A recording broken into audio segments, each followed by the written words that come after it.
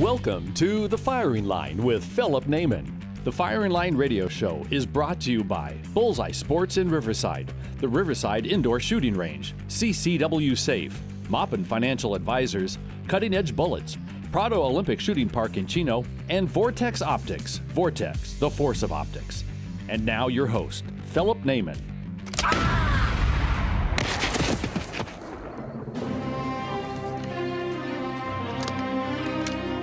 Good, bad. I'm the guy with the gun. Hello, folks. Welcome to Firing Line Radio Show. FiringLineRadio.com is where you can find our podcast, FiringLineRadio.com. And we're experimenting now. I'm in the experimental phases of the whole podcast scenario. Okay? I'm not going to be smoking dope with Elon Musk, but I am going to be spending a lot of time with some great people, and I want to make sure that we're able to show their products, show the information, and the podcast format for a firearms-related show is probably the best way to do that. This week, of course, we've had a lot of news. I don't know if you guys heard or not, but there's something going on with the Supreme Court justice. I forget what it is, but I know I should probably keep more up on that, but there's what is it? Anyway, right now we're waiting for the vote. This is Thursday as I'm recording this show. We're waiting for the vote that should come sometime, as long as Sponge Chin Squarepants McConnell keeps his word and gets a vote in. I don't know why this guy's in control of the Senate, because he can't control a postage stamp. The guy is how could I say this? He's as useful as the nursing appendages on a male swine. That's our head of a Senate, Mitch McConnell, Sponge Chin Squarepants McConnell. Joining me, if you heard a little chuckle back there, I paid for that, actually. That's part of a sponsorship gig. I have to pay people to laugh. The voice you heard was Kelly McMillan. Now, for those of you in the firearm shooting industry, you know this man. He's an icon. He's the legend. Right? The legend. Kelly McMillan. Kelly owns McMillan USA, McMillan Stocks. You see here in the background, there's a nice little box of my order that came in this week. Surprisingly enough, Kelly, I got my order this week. Well, that's awesome. It was very awesome. Very, very. And we're going to talk about what I ordered, have them sitting here in front of me and some of the differences. But this is a part of a series. I have one more series to go with it, or one more session to go to end this series. But this is a series on how to improve your rifle. Whether it's a custom rifle or you have an off-the-shelf, what can you do? What kind of order should you do things in to improve the performance? Not just the performance, but your comfort, your enjoyment on using your rifle system. And so we're focusing on bolt-action rifles for this series. I know I talk about rifles all the time and long-range shooting, but, you know, I promise you guys, the next series we're going to talk about pistols and revolvers and all the other good things there. So we will get around to it. It's just 1 hour a week. It's all we got. So, Kelly, to catch you up to speed, we had Timney triggers right there in Phoenix with you. We had Timney triggers on talking about the importance of a trigger. We had Proof Research talking about barrels and how to make those. Jim Gruning, who uses McMillan stocks on all of his builds. Jim Gruning Precision, was talking about the gunsmithing involved, the squaring, the centering, and what kind of tolerances are needed. It was really kind of an amazing little show. Then, of course, we're running Vortex Optics, so we talked about that, the improvements you can make with that area. And now we're coming back. I would have had this show with you earlier in the season, but you had to go fishing or something, I believe, right? Fishing? I don't know about that. Fishing, honey, you were gone. Tried to get you out earlier. Oh, and then you had the Southwest Nationals you were at. That's right. Well, no, the Nationals. The National F-Class Championships that was in Raton, Mexico. Right. So in the order of correcting your rifle, stock shouldn't come last. It should be one of the first that you work on. But in this series, he's last just because of our timing issue. So I want to make that part clear. Anyway. Well, first off, Phil, I want to thank you for having me on the show. Really appreciate it. Love your show and love to be involved any chance I get. I was thinking the exact thing that you just mentioned, that the stock may be the first choice you make on how to improve your gun or make it a little more comfortable. But doesn't matter at what sequence we talk about it, as long as when the guy decides that, yeah, I think I'm going to upgrade my gun, I'll start with the stock. That's usually the best place to start. Yeah, exactly. And some triggers, if you have a factory trigger, you might just get an adjustment done on it. That's usually not too expensive, and that can be done very easily without having to do a whole lot of homework on it. Well, one of the reasons that I say that the stock might be the first choice is because, not because that's what I make and it's any more important, but it's very easy to make a big change in the rifle that you have and in what you want to accomplish with it just by changing the stock. You can change the caliber by changing the barrel.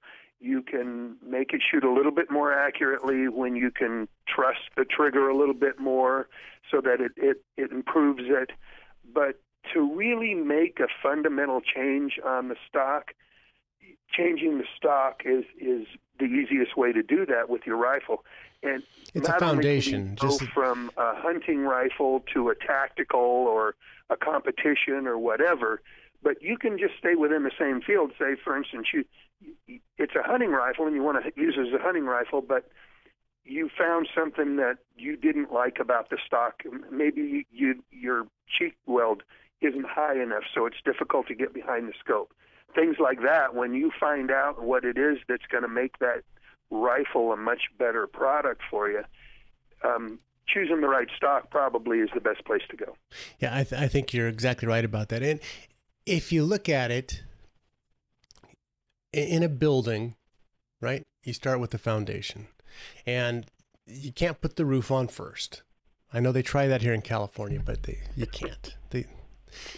Anyway, so the foundation in the bedding system is the bedding system in the stock for a rifle precision series system. And a lot of companies out there, I mean, they're producing some really good production rifles. So production quality rifles, I think, have gone up in the last 15 years.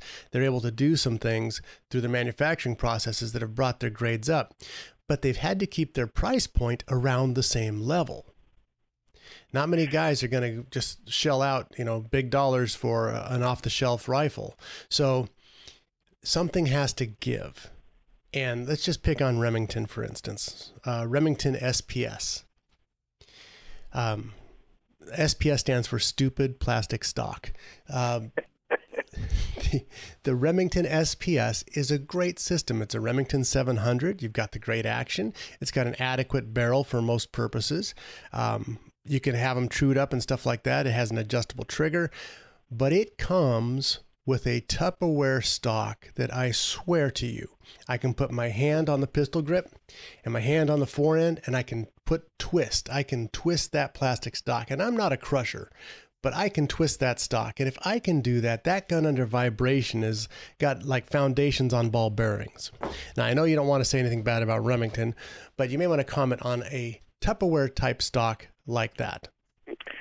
Well, just so that people understand exactly what you mean by Tupperware, there are basically three different types of materials being used to make plastic stocks these days. Nylon 6 or nylon 66, fairly good material, has a lot of good properties, a few drawbacks, but as a general rule, for something that does almost everything pretty well, it's pretty good.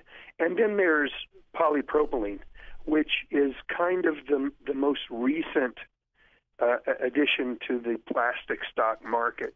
And polypropylene stocks are the ones who prompted the coinage of the word Tupperware stock, because basically Tupperware is all made out of polypropylene, and that's why there's a similarity to what you see on some of the factory guns today, and what you find in your cabinet. Yeah, the fact that you have to burp the stock before you put it away, I think, gives to the fact that it actually is Tupperware.